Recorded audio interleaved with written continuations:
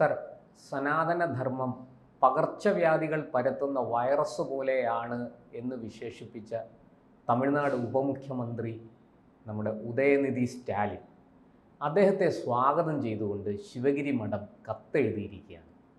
സച്ചിദാനന്ദ സ്വാമികളാണ്, അതെ, മഠാധിപനാണ്. അതെ, എന്താണ് സർ ശിവഗിരി മഠത്തെ ഇതിന് പ്രേരിപ്പിക്കുന്നത്? മനസ്സിലാവുന്നില്ല. അത് അവിടെ ഉണ്ടായിരുന്ന നടരാജഗുരുവോ അല്ലെങ്കിൽ അതിന് പിൻഗാമികളായിട്ട് വന്ന സ്വാമിമാരോ ആരും സദാ ഈ സനാതനധർമ്മത്തെ എതിർത്തതായിട്ട് നമ്മൾ കാണുന്നില്ല. അതിൻ്റെ ചരിത്രത്തിൽ ഒരിടത്തും അങ്ങനെ രേഖപ്പെടുത്തപ്പെട്ടിട്ടില്ല. അതുപോലെ തന്നെ ശ്രീനാരായണ ഗുരു പറഞ്ഞിരുന്നത് വേദങ്ങളിലും ഉപനിഷത്തുകളിലുമുള്ള കാര്യങ്ങൾ തന്നെയാണ്. ഈശാവാസ്യ ഉപനിഷത്തിലെ കാര്യങ്ങൾ തന്നെ അദ്ദേഹം വ്യാഖ്യാനം ചെയ്യുകയുണ്ടായി. ഈശാവാസ്യ ഉപനിഷത്തിനെ നേരെ മലയാളത്തിലേക്ക് മാറ്റി വളരെ ലളിതമായിട്ട് രൂപത്തിൽ ആദ്യം ചെയ്തു. അപ്പോൾ ഈശാവാസ്യ ഉപനിഷത്തിലെ ഒരു വാക്യം ഇതാണ്: തേന തെക്തേന ഭുഞ്ചിത. ഇതിൽ തന്നെ ഉണ്ട് സനാതനധർമ്മത്തിൻ്റെ ആ മഹത്വം വിളംബരം ചെയ്യുന്നുണ്ട്. ശ്രീനാരായണ ഗുരു അത് വിളംബരം ചെയ്തു. അത് അഹിംസ, ഗാന്ധിജിയുടെ അഹിംസ എല്ലാം ഉൾക്കൊള്ളുന്ന, ലോകമേ തറവാട് എന്നുള്ള, വസുദൈവ കുടുംബകം എന്നുള്ളത് ഉൾക്കൊള്ളുന്ന, ലോകാ സമസ്ത സുഖിനോ ഭവന്തു എന്നുൾക്കൊള്ളുന്ന, സോഷ്യലിസത്തിൻ്റെ ലെവല് മനുഷ്യനും അപ്പുറത്തേക്ക് പ്രപഞ്ചത്തിൻ്റെ അങ്ങേക്കോൺ വരെ എത്തിക്കുന്ന ഒരു മന്ത്രമാണ്.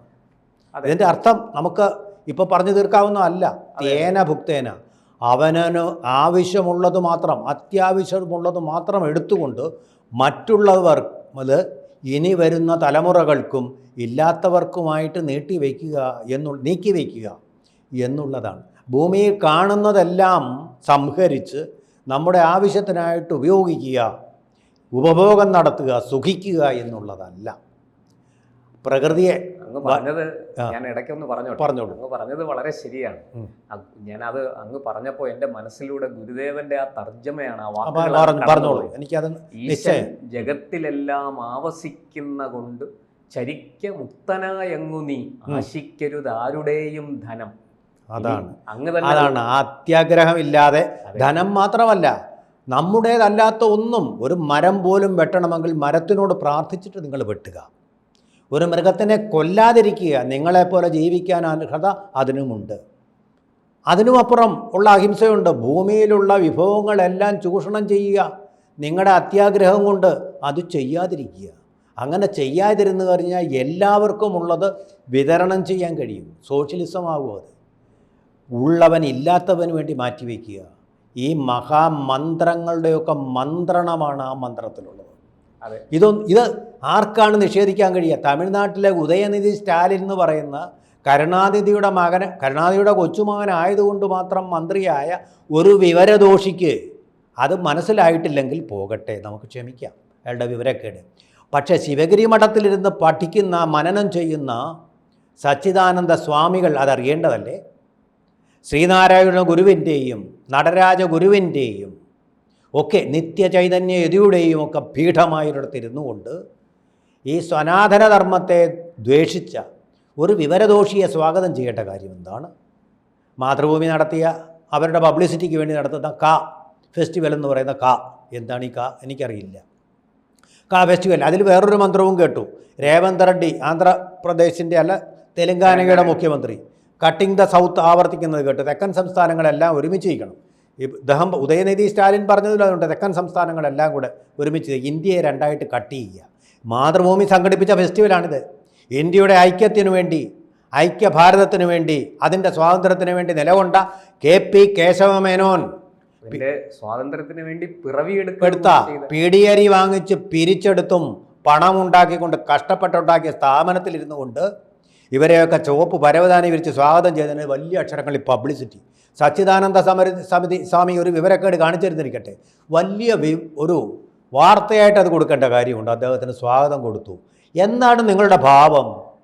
ഇന്ത്യ അങ്ങ് ഇല്ലാതാക്കിക്കളയാം. മാതൃഭൂമി എന്ന് പറയുന്ന ഒരു പത്രം വിചാരിച്ചാൽ ഇന്ത്യ അങ്ങ് വിഴുങ്ങിക്കളയാവുന്നതാണോ വിചാരം? എന്ത് വിവരക്കേടാ? നിങ്ങൾക്ക് സനാതനധർമ്മത്തിൽ വിശ്വാസമില്ലെങ്കിൽ പരസ്യമായിട്ട് പറയൂ. നിങ്ങളുടെ പത്രം ഭൂരിഭാഗവും വായിക്കുന്ന ഹിന്ദുക്കളാണ്. അവർ സനാതനധർമ്മത്തിൽ വിശ്വസിക്കുന്നു.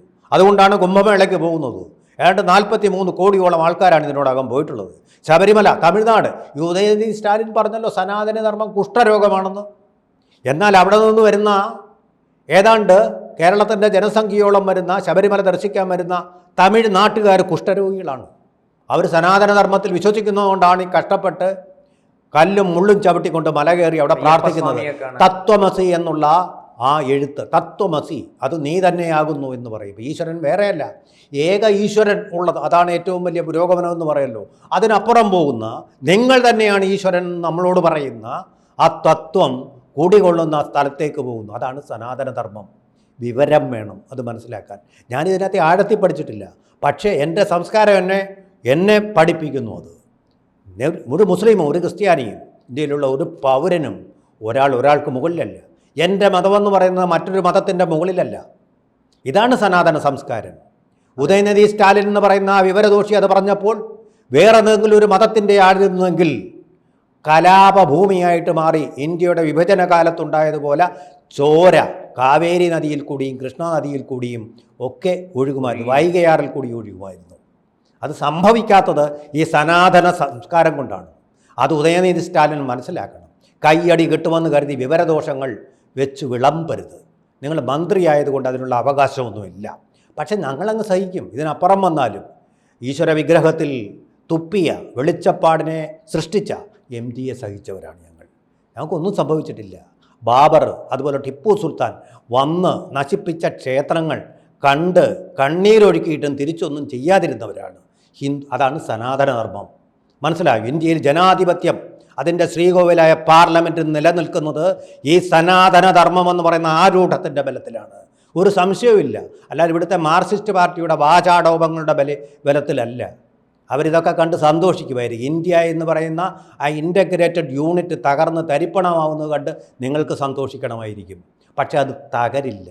ആ തകരാതിരിക്കുന്നതിൻ്റെ ബലമെന്ന് പറയുന്നത് മാല എങ്ങനെ ഒരു ചരടാൽ കോർക്കപ്പെട്ടിരിക്കുന്നു, ആ ചരടെന്ന് പറയുന്നത് സനാതന സംസ്കാരമാണ്. നിങ്ങൾക്ക് അംഗീകരിക്കാൻ ബുദ്ധിമുട്ട് കാണും. മാതൃഭൂമിക്കും ഈ ശിവഗിരി പടത്തിനുമൊക്കെ അത് അംഗീകരിക്കാൻ, ഇപ്പോഴത്തെ ശിവഗിരി പടം അംഗീകരിക്കാൻ ബുദ്ധിമുട്ട് കാണും. പക്ഷേ സാറേ, ശിവഗിരി മഠത്തിനാണോ അതോ ഈ പറഞ്ഞ പോലെ എന്തെങ്കിലുമൊക്കെ ചില നീക്കുപോക്കുകളുടെ അടിസ്ഥാനത്തിൽ ഒരു കത്തെഴുതി പോയതായിരിക്കില്ലേ? ആണല്ലോ. ഇദ്ദേഹത്തിനെ മാത്രം സ്വാഗതം ചെയ്യുന്നതിൻ്റെ പിന്നിൽ ദുരുദ്ദേശം. ഇതിലൊക്കെ സ്വാമിമാരുടെ ഇടപെടേണ്ട കാര്യം എന്താ? അവിടെ ഇരുന്ന് തപസ് ചെയ്ത് അറിവ് വർദ്ധിപ്പിക്കുക, മതാതീതമായ ആത്മീയതയുടെ ശിഖ ഉണ്ടാക്കുക, അതിൻ്റെ ദീപം തെളിയിക്കുക. നിങ്ങൾ വത്തിക്കാനിൽ ചെയ്തത് അതാണ് ചെയ്യേണ്ടത്. നിങ്ങൾ രാഷ്ട്രീയം കളിക്കാൻ വരരുത്. രാഷ്ട്രീയത്തിലെ പിന്നെ നിങ്ങൾ പറയുന്നല്ലോ ഈ സനാതനധർമ്മത്തിൻ്റെ കാര്യം, അത് നിങ്ങൾ വിചാരിച്ചിരിക്കുന്ന വർണ്ണാശ്രമധർമ്മം അല്ലെങ്കിൽ ജാതീയതയാണ്. ജാതീയതയല്ല. ഒന്നാമത്തെ കാര്യം, ജാതീയത എന്നുള്ളത് പറഞ്ഞാൽ സനാതനധർമ്മം അംഗീകരിക്കുന്നില്ല. കർമ്മം കൊണ്ടാണ് ഓരോരുത്തരും ഓരോ ജാതികളായിട്ട് മാറുന്നത്, അല്ല ജന്മം കൊണ്ടല്ല എന്ന് പറയുന്നുണ്ട് അതിൽ തന്നെ. പിന്നെ വേറൊരു കാര്യമുള്ളത്, നിങ്ങൾ ഈ ഐത്തം അങ്ങനെയുള്ള കാര്യങ്ങൾ, അതാണ് സനാതനധർമ്മമായിട്ട് നിങ്ങൾ തെറ്റിദ്ധരിച്ചിരിക്കുന്നതെങ്കിൽ പറയാം. ഈ ഐത്തവും അതുപോലെ തൊട്ടുകൂടായ്മയും അല്ലേ എല്ലാ ജാതികളും ആചരിച്ചിരുന്നു. ഏറ്റവും താഴെയുള്ള നായാടികൾ ഒഴിച്ച് ബാക്കി എല്ലാവരും ആചരിച്ചിരുന്നു. ഈഴവർ അവർക്ക് താഴെയുള്ള ജാതികളോട് ഇത് ആചരിച്ചിരുന്നില്ലേ? ബ്രാഹ്മണർ നായരോട് കാണിച്ചെങ്കിൽ നായർ ഈഴവനോട് കാണിച്ചു, ഈഴവൻ അവർ താഴെയുള്ള ജാതികളോട്, പുലയരോട്, പറയരോടൊക്കെ അത് കാണിച്ചിരുന്നു. അങ്ങനെയാണ് മറ്റെല്ലാ മതങ്ങളും അവരോട് ഈ ഐത്തം കാണിച്ചിരുന്നവരാണ്. എന്നിട്ടിപ്പോൾ നല്ല പിള്ളമാർ ചമയാൻ വരരുത്, എല്ലാവരും അത് തെറ്റുകാരാണ്. ഏതോ കാലത്തുണ്ടായ ഒരു തെറ്റിദ്ധാരണ കൊണ്ട്, അത് വേദങ്ങൾ പറഞ്ഞതല്ല, ഉപനിഷത്ത് മന്ത്രമല്ല, അത് സനാതനധർമ്മത്തിൻ്റെ ഭാഗവുമല്ല. ആ തെറ്റിദ്ധാരണ കളഞ്ഞിട്ട് മനസ്സ് വെടിപ്പാക്കണം ഈ സച്ചിദാനന്ദ സ്വാമികൾ എന്നുള്ളതാണ് ഒരു സാധാരണ മനുഷ്യനായിട്ടുള്ള, അത്രയും വിജ്ഞാനനിധിയായിട്ടല്ലാത്ത, ഉദയനിധിയെപ്പോലെ വിജ്ഞാനനിധിയല്ലാത്ത ഒരു സാധാരണക്കാരൻ്റെ മനസ്സിൽ നിന്നുള്ള ഒരു രോദനം മാത്രമാണ്. രോദനം. കൂടുതൽ വാർത്തകളും വിശേഷങ്ങളും നിങ്ങളിലേക്ക് എത്താൻ ABC മലയാളം സബ്സ്ക്രൈബ് ചെയ്യുക, ബെൽ ബട്ടണും അമർത്തുക.